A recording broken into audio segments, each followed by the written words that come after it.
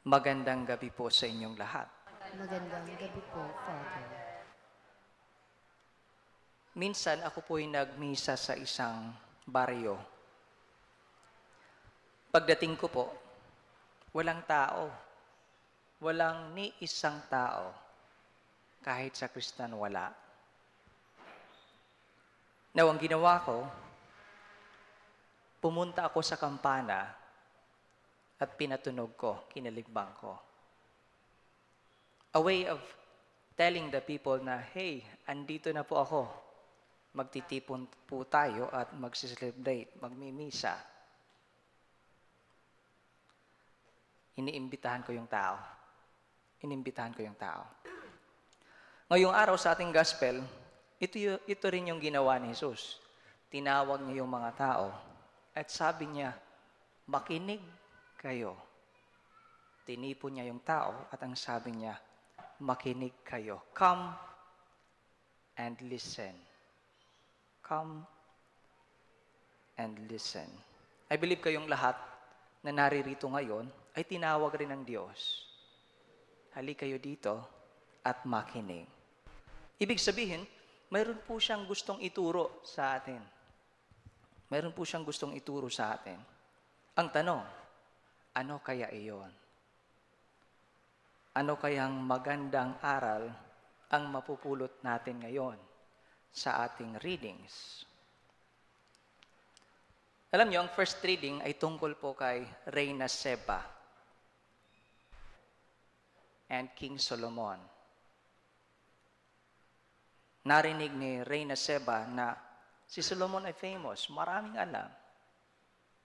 Ang ginawa niya ngayon, dahil marami siyang tanong sa buhay, hinanap niya si Solomon. Hinanap niya. Natagpuan niya si Solomon. At nagtatanong siya kay Solomon. And accordingly, ayon po sa kwento, lahat ng tanong niya ay nasagot ng maayos ni Solomon. Nasagot niya. Ang resulta, she was amazed. She was breathless. Yung sabi sa English na version. She was breathless. At ito yung magandang reaction niya. Sabi niya, blessed be the Lord your God. Purihin po ang Panginoon. Ang galing ng Diyos.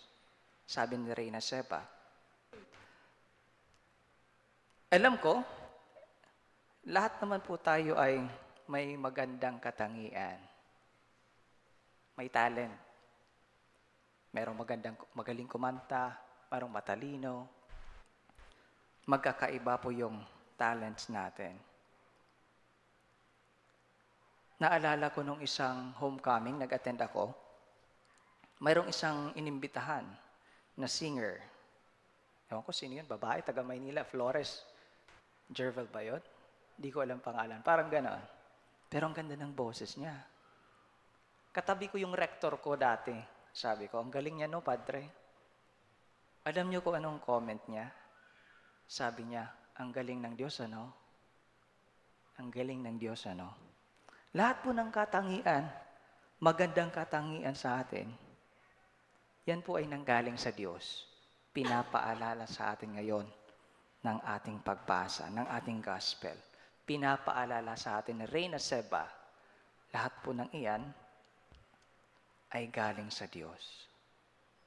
Ang dasal ko po na sana everyday, sa lahat ng nakikitang mabuti sa atin o sa ibang tao, makita sana ng maraming tao ang kadakilaan ng Panginoon. Ang kadakilaan ng Panginoon. Purihin ang Panginoon magpakailanman.